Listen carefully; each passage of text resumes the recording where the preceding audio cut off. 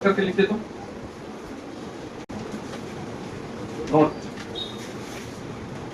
ठीक है, पहला पॉइंट देखो, इन right angle triangle, in right angle triangle ortho centre, in right angle triangle ortho centre is at the vertex, ortho center मतलब H is at the vertex where angle is 90, where angle is 90, मतलब 90 degree वाला अगर triangle है right angle, तो जो 90 degree जहां बनता है वहीं पे H होता है, निकालने की कोई जरूरत नहीं है। राइट एंगल ट्रायंगल में ऑर्थो सेंटर कहां होता है, सबका कॉन्सेप्ट है, फिलहाल अभी डायरेक्ट लिखते हैं। 90 डिग्री वाले ट्रायंगल में ऑर्थो सेंटर कहां होता है, जहां 90 डिग्री बनता है। अगर कोई हमको राइट एंगल ट्रायंगल दे दे और पूछे इसका ऑर्थो सेंटर निकालो, तो सीधा वही वर्टेक्स वाला आंसर दे दे, समझे कि बात। अगर कहीं राइट एंगल ट्रायंगल लिख दे और वर्टेक्स भी दे दे, पता चल जाए कि राइट एंगल ट्रायंगल है, तो उसको नहीं निकालना वेक्टर से, कल वाला मेथड से। उसमें जहां देख लेंगे 90 डिग्री है वही वाला वर्टेक्स आंसर कर देंगे, वही क्या हो जाएगा, ऑर्थो सेंटर। कोई ज्यादा प्रेशर टेंशन की बात नहीं है, तुम सोच भी सकते हो कि क्यों, ये तुम्हारा काम है, हमको आता है। ठीक है, दूसरा समझ रहे हैं, दूसरा पॉइंट लिखिए, in right angle triangle, right angle triangle में ही, in right angle triangle, in right angle triangle mid point of hypotenuse, mid point of hypotenuse मतलब जो H का मिड पॉइंट होता है ना, वो होता है circum centre, is circum centre, is circum centre. जो ये है, ये जो राइट एंगल ट्रायंगल है, ये होता है ऑर्थो सेंटर। जो H है हाइपोटेन्यूज, उसका जो बीच वाला पॉइंट है वो होता है सर्कम सेंटर। समझे बात क्या होती है। अगर कोई राइट एंगल, अगर कोई सर्कल है और ये डायमीटर है, मान लो यहां से अगर ट्रायंगल बना, ये 90 डिग्री होगा कि नहीं होगा, नहीं। तो 90 डिग्री वाला जो भी ट्रायंगल है, यदि तुम उसको ऐसे करके सर्कल खींचे, सर्कल सर्कल हुआ, तो इसी के बीच में ना सेंटर होता है। इस सर्कल का सेंटर कहां होता है, डायमीटर पे जाएगा कि नहीं जाएगा, यहाँ पे। तो यही है सर्कम सर्कल, सर्कम सेंटर बीच वाला। क्योंकि अगर तुम राइट एंगल ट्रायंगल के चारों तरफ से सर्कल खींच लिए, ये वाला जो ये वाला है, ये डायमीटर हो जाएगा, और यहाँ से जैसे एंगल लेके गए तो यहाँ 90 बनता ही है, क्या दिक्कत है, ये सर्कम सेंटर हो गया। सर्कम सेंटर राइट एंगल के केस में भी निकालना नहीं है, डायरेक्ट कहां पे होता है सर्कम सेंटर, हाइपोटेन्यूज के बीच में, mid point of hypotenuse is circum centre, and ortho centre कहां होता है, यहां होता है वर्टेक्स पे, जहां पे 90 डिग्री बनता है। ठीक है, थर्ड पॉइंट लिखो, in obtuse angle triangle, in obtuse angle triangle, obtuse angle triangle मतलब एक एंगल 90 से अधिक, circumcentre and orthocentre lie, circumcentre and orthocentre lie outside the triangle, outside the triangle, triangle के बाहर lie करता है obtuse angle triangle. ठीक है, whereas incentre and centroid lie inside, incentre and centroid lie inside. समझे, circumcentre and orthocentre बाहर lie करता है। जैसे ये ट्रायंगल है, ये सामने बना हुआ ट्रायंगल है, ये राइट एंगल ट्रायंगल है कि नहीं, ये देखिए इधर, ये कैसा ट्रायंगल है, राइट एंगल ट्रायंगल। किसी को दिख रहा है कि नहीं राइट एंगल है। अगर हम इस ट्रायंगल का ये दोनों जो हिस्सा है, ये दोनों जो साइड है, जब देखो लिखो मत, ये जो दोनों हिस्सा, अगर इसको थोड़ा सा ऐसे कर दें तो 90 से बढ़ जाएगा एंगल। अगर हम इस काला वाला साइड को थोड़ा इधर कर दें, थोड़ा इधर कर दें, तो ये एंगल जो लाल वाला साइड के बीच में बन रहा है, ये बढ़ रहा है कि नहीं। तो जैसे ही थोड़ा सा इधर फैलाए, तो यानी कि ये वाला ट्रायंगल ऑब्ट्यूज है, लाल वाला दिख रहा है कि नहीं दिख रहा, तो उसका जो सेंटर है, ये सर्कम सेंटर, तो बाहर ही दिखेगा कि नहीं दिखेगा बाहर। ये सर्कम सेंटर इस पे लाई कर रहा है, उस समय यहाँ 90 बन रहा है, तभी ये डायमीटर है, समझिएगा बात। अदरवाइज जैसे ही इस काला वाला को थोड़ा सा फैला दिया जाता, ये जो ट्रायंगल बन गया, ऑब्ट्यूज ट्रायंगल जो लाल वाला बन गया, ये भी, इसके भी तीनों वर्टेक्स से सर्कल जा रहा है, लेकिन उस सर्कल का सेंटर बाहर है। नहीं है बाहर। तुम अपने से भी सोच सकते हो, और सब खुद से सोचने का है। जैसे ये पॉइंट सामने आ गया तो इस पे कैसे हम स्टडी करेंगे, कहां से खोजेंगे कि क्यों हो गया है, तब ना बुद्धि खुलेगा। तब तुम इधर उधर, मान लो ऑर्थो सेंटर है, वो काहे बाहर हो गया, obtuse angle triangle.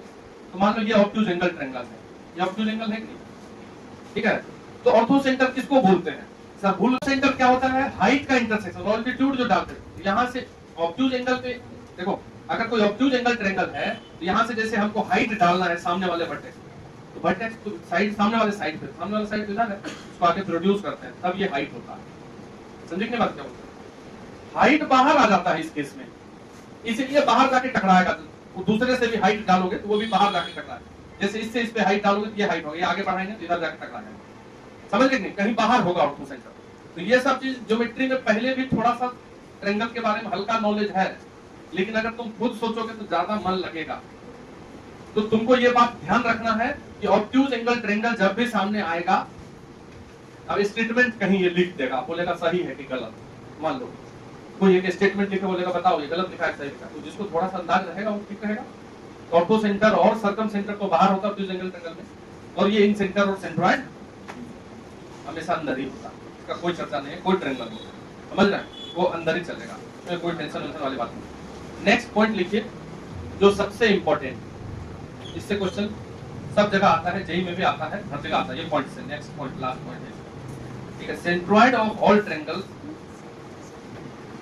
Centroid of all क्या लिखेंगे? ट्रायंगल लिखो ना सीधा। Centroid of a triangle, centroid of a triangle lie on the line joining, lie on the line joining, lie on the line joining, centroid of a triangle lie on the line joining ortho center and circumcenter, lie on the line joining ortho center and circumcenter। लिखो तो centroid of a triangle, centroid of a triangle lie on the line joining ortho center and circumcenter, ठीक है। देखो जो ortho centre होता है H, और कहीं सर्कम सेंटर होगा उसको O बोलते हैं ना, ये है ऑर्थो सेंटर और ये क्या है? Circum centre. तो अगर किसी ट्रायंगल के रिस्पेक्ट में ये दोनों सेंटर मालूम हो तो सेंट्रॉइड हमेशा इस दोनों को मिलाने वाला लाइन पर ही रखता है जी, सेंट्रॉइड, ठीक है। सेंट्रॉइड हमेशा कहां लाई करता है? ऑर्थो सेंटर और सर्कम सेंटर को मिलाने वाला लाइन पे हमेशा लाई करता है, और सेंट्रॉइड इस लाइन को 2:1 में काटता है। बस ये ध्यान रखना। इस रेशियो से बहुत क्वेश्चन आया कि H से G का दूरी अपॉन G से O का दूरी, ये 2/1 में कटता है। अगर किसी ट्रायंगल का ऑर्थो सेंटर निकल गया और सर्कम सेंटर निकल गया तो सेंट्रॉइड निकाल सकते हैं हम। कैसे निकाल सकते हैं? सेक्शन फार्मूला से, क्योंकि रेशियो मालूम है, ये दोनों कोऑर्डिनेट मालूम है। बात समझ रहे? तो यही चीज हमको तुमको बताना था, ये लिख लीजिए। क्वेश्चन लिखते हैं। अच्छा एक और पॉइंट लिखा था भूल कर, नेक्स्ट पॉइंट जो भी है, in case of equilateral triangle, in case of equilateral triangle, equilateral समझते हो क्या होता है? All the centres are same, सब एक ही जगह जाता है, ठीक है। इक्विलेटरल ट्रायंगल पे सब सेंटर एक ही जगह। कोई भी सेंटर पूछेगा इक्विलेटरल ट्रायंगल में तो निकाल देंगे क्या? सेंट्रॉइड। सबसे आसान फॉर्मूला किसका होता है? x1 + x2 + x3/3 y1। तो अगर इक्विलेटरल ट्रायंगल में पूछेगा इन सेंटर तो निकाल देना सेंट्रॉइड, एक ही आंसर आता है, ठीक है। तो सबसे आसान है। कई बार ऐसा क्वेश्चन आया, पूछा इक्विलेटर वाला, बच्चा बनाया, समय चला गया ना उसका, क्या बनाएंगे हम? डायरेक्ट निकाल देंगे, लिखा जाए क्वेश्चन, लिखा जाए।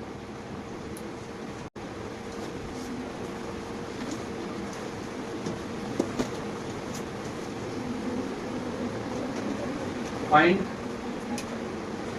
ortho center of a triangle formed by lines x plus y is equal to 1 and xy is equal to 0। इस लाइन से बने हुए ट्रायंगल का ऑर्थो सेंटर प्राप्त करना है। अब ये लाइन पहचानने नहीं आ रहा है सर, आप ही बताएं। स्ट्रेट लाइन तो हम पढ़ाएंगे अभी, अब पढ़ाएंगे कोऑर्डिनेट के बारे में। ये कोऑर्डिनेट ज्योमेट्री का बेसिक चल रहा है जिसमें सेंटर वगैरह बता रहे हैं। इसके बाद हम लाइन पढ़ेंगे, लाइन पढ़ाएंगे तो तुम ये सब तुरंत ही देख के आंसर बना लो, ठीक है। दिखा तुमको, देखो सबसे पहली बात तो ट्रायंगल बनने के लिए कितने लाइन, यहाँ तो 2 क्वेश्चन लिखा हुआ है, तो एक को तो ये लाइन है, इसमें 2 लाइन छिपा है। अगर एक्स वाई बराबर 0 है तो यहाँ से either x is equal to 0 और y भी इक्वल टू 0, नहीं ये भी 0 ये भी 0 0 इंटू 0, तो इसमें 2 लाइन छिपे हुए हैं। जैसे बाद में हम पढ़ेंगे x minus 1 x minus 2 equal to 0, तो यहाँ से इसको 0 करेंगे तो x बराबर 1, इसको 0 करेंगे तो दोनों ना आंसर आ गया।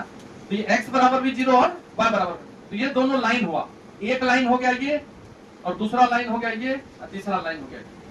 अब x बराबर 0 किसको बोलते हैं, सर हमसे क्यों पूछते हैं, न बैठेंगे आगे, वहां बैठेंगे, x बराबर 0 मतलब y एक्सिस, इसलिए उसका नाम x बराबर 0 हो।